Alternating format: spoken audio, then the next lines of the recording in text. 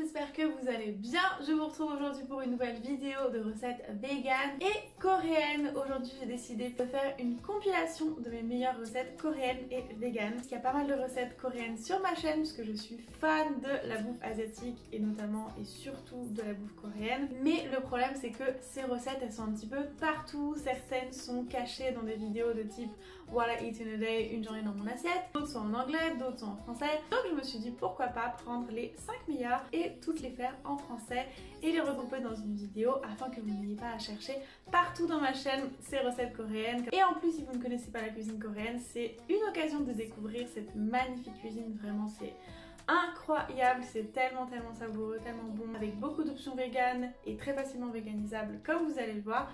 Donc je vous laisse découvrir mes 5 recettes.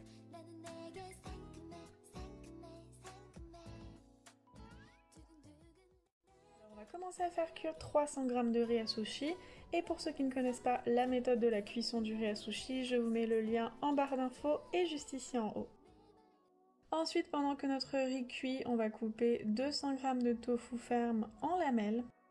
Et on va les mettre dans un récipient afin de les faire mariner. On va ajouter une cuillère à soupe de gingembre, une cuillère à soupe d'ail en poudre, un peu de poivre, un peu de sel, une cuillère à café de sauce soja sucrée, 2 cuillères à café de sauce soja salée, une cuillère à café de vinaigre de riz ou de vinaigre de cidre et une cuillère à café de sirop d'agave. On va ensuite bien mélanger pour que la marinade soit bien répartie et on va laisser mariner le tofu au minimum 30 minutes au frigo, voire une nuit. Ensuite, pendant que notre tofu marine, on va couper un demi-concombre en lamelles. Donc moi je coupe le concombre autour du centre et je jette le centre parce qu'il y a beaucoup de pépins et de pulpe et que ça sert à rien. Ensuite on va couper une demi-carotte, pareil en lamelles mais un peu plus fine cette fois-ci. Et je vais mettre les carottes dans un bol, je vais les saler et les mélanger et les laisser reposer un petit peu histoire qu'elles rendent de leur jus et qu'elles ramollissent. Une fois que le riz est cuit, je vais venir l'aérer en le mélangeant précautionneusement avec une cuillère. Puis je vais venir le saler et y ajouter de l'huile de sésame. Donc je vais ajouter une cuillère à soupe d'huile de sésame et je vais bien mélanger pour que le goût soit réparti et laisser le riz refroidir. Et enfin on va pouvoir créer nos kimbap. Pour cela on va mettre 3 cuillères à soupe de riz sur une feuille de nori, donc une feuille d'algue. Bien évidemment n'oubliez pas que le côté brillant de la feuille d'algue doit être posé sur la natte. Et n'oubliez pas non plus de bien vous mouiller les mains quand vous répartissez le riz sur la feuille d'algue. Donc on va laisser une petite bande d'espace en bas et une beaucoup plus grande en haut.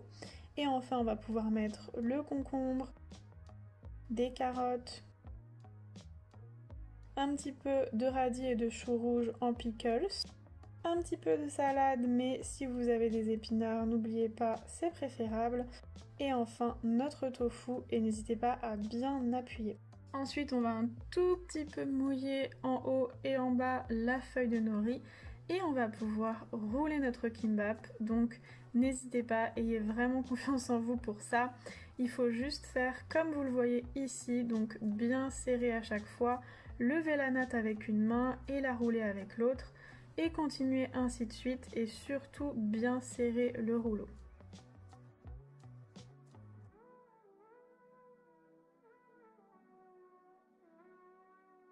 Et voilà, vous vous retrouvez avec un magnifique kimbap que vous allez enduire d'un petit peu d'huile de sésame pour le faire briller et pour lui donner encore plus de goût. Et ensuite, vous allez couper avec un couteau propre et légèrement mouillé le rouleau en tranches. Et n'hésitez pas à renettoyer et remouiller la lame du couteau à chaque fois qu'elle redevient sale.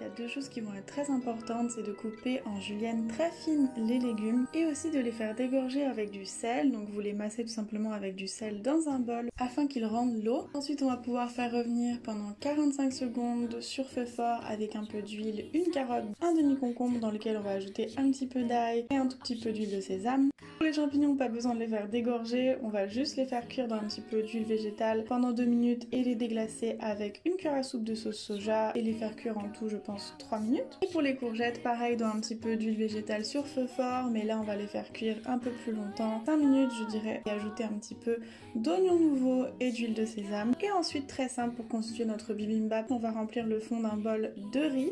Donc vous pouvez utiliser traditionnellement du riz à sushi, du riz complet, ou ici j'ai utilisé un riz Thai berry, c'est un riz très nutritif. Et vous allez tout simplement dans chaque bol, donc c'est un bol par personne, ajouter sur le riz tous les légumes qu'on a mis. Et ensuite on n'aura plus qu'à ajouter du tofu, donc que j'ai fait mariner et que j'ai passé au four pendant 15 minutes à 200 degrés en petit dé. Ensuite on ajoute un petit peu de graines de sésame toastées et un petit peu de gochujang au centre, donc c'est de la pâte de piment coréenne. Et voilà notre bibimbap.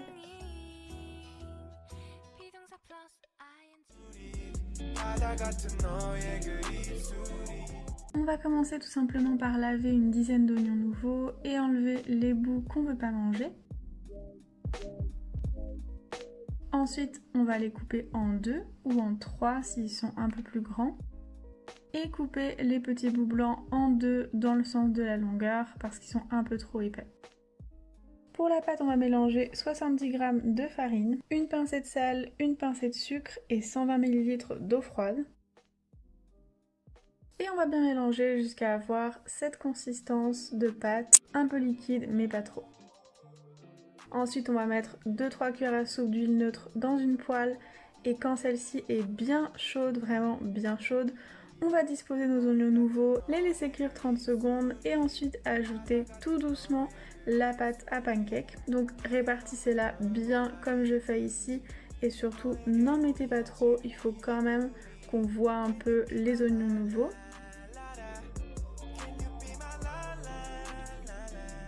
Donc voilà, moi je répartis avec une cuillère à soupe un peu partout pour que ça fasse bien tenir ensemble les oignons nouveaux. Et je vais laisser cuire à feu fort pendant 1 minute, voire 1 minute 30.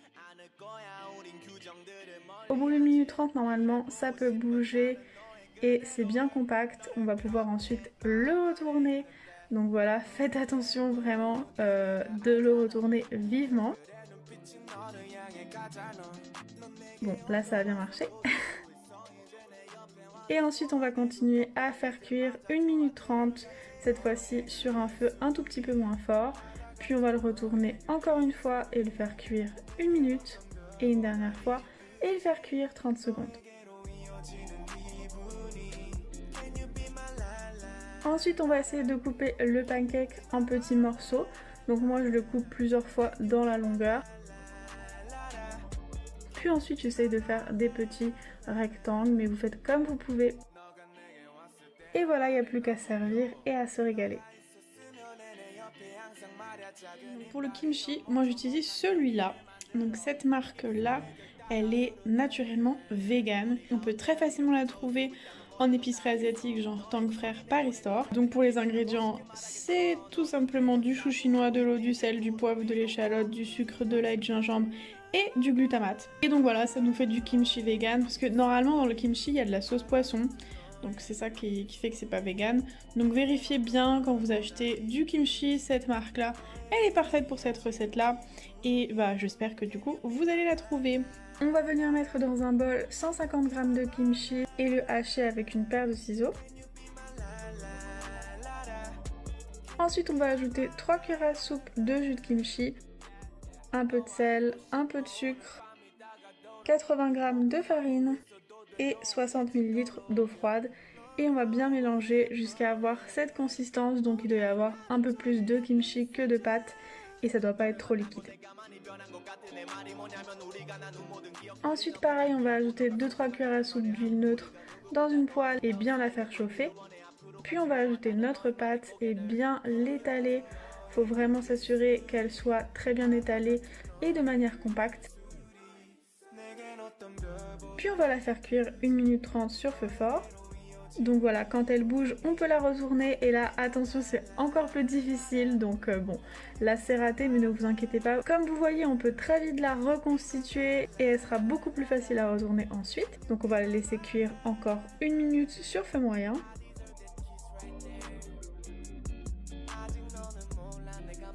Puis on va la retourner une 3e fois.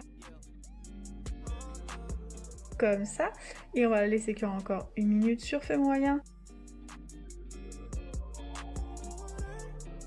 Et on va pareil venir la couper une fois dans la longueur et une fois dans la largeur, histoire d'avoir des petits morceaux. Et il n'y a plus qu'à la servir avec cette fameuse sauce dont je vais vous montrer la recette tout de suite. Pour la sauce, vous mélangez une cuillère à soupe de vinaigre de riz, une cuillère à soupe de sauce soja ou tamari. Vous mélangez et vous ajoutez quelques graines de sésame et si vous voulez un peu de sauce sriracha.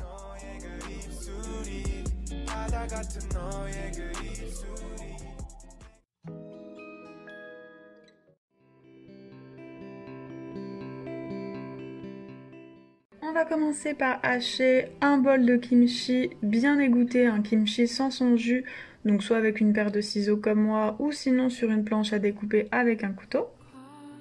Et on va venir le faire frire dans une cuillère à soupe d'huile neutre. Donc il faut vraiment que le feu soit bien chaud et on va le faire caraméliser, donc 3 à 5 minutes. Ensuite on va venir ajouter 3 petits bols, donc la même mesure de riz cuit. Donc le riz que vous voulez, que ce soit du riz à sushi, du riz basmati. Ce qui est important c'est qu'il soit cuit et qu'il soit pas trop humide en fait. Tout simplement qu'il ne vient pas d'être cuit, qu'il a passé une nuit au frigo, c'est le mieux. Ensuite on va bien le mélanger jusqu'à qu'il prenne la même couleur que le kimchi. On va rajouter ensuite 3-4 cuillères à soupe de jus de kimchi. Et on va bien toujours mélanger une cuillère à soupe de sauce tamari, une cuillère à soupe de piment gochujang, donc du piment coréen ou sinon d'autres piments. On va ensuite ajouter du sel, une cuillère à soupe ou deux d'huile de sésame. On continue bien à mélanger et ce sera prêt. Pour présenter le riz, moi j'aime bien le mettre dans un bol, appuyer et puis tout simplement le retourner sur une assiette. Pour avoir une belle petite montagne de riz frit au kimchi que je mange généralement avec du tofu frit à la poêle et un petit peu d'oignon nouveau émincé.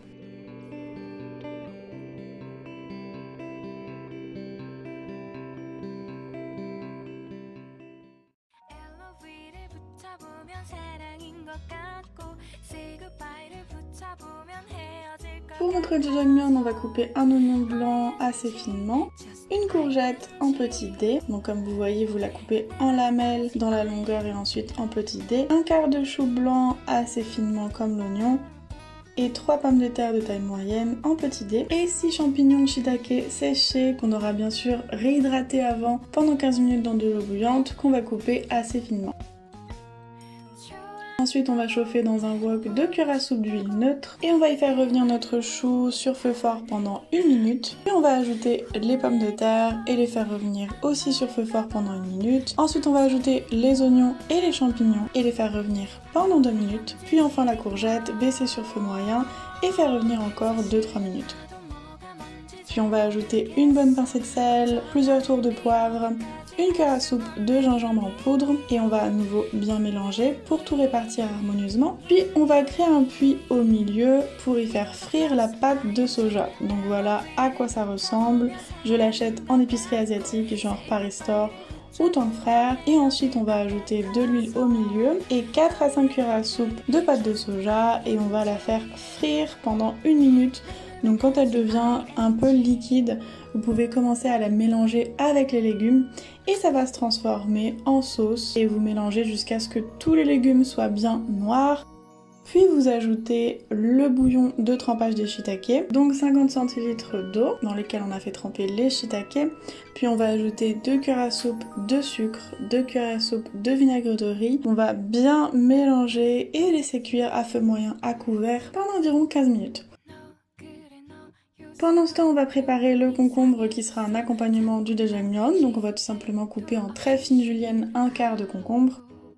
Et ensuite on va mélanger une cuillère à soupe de fécule, de pommes de terre ou de maïs dans 6 centilitres d'eau. Et on va ajouter le tout au jjajangmyeon en mélangeant pendant 1 minute. Et on doit avoir une sauce qui a bien épaissi, qui est bien brillante et qui doit ressembler à ça. Donc si par exemple c'est trop liquide, c'est que vous pouvez laisser cuire encore un petit peu.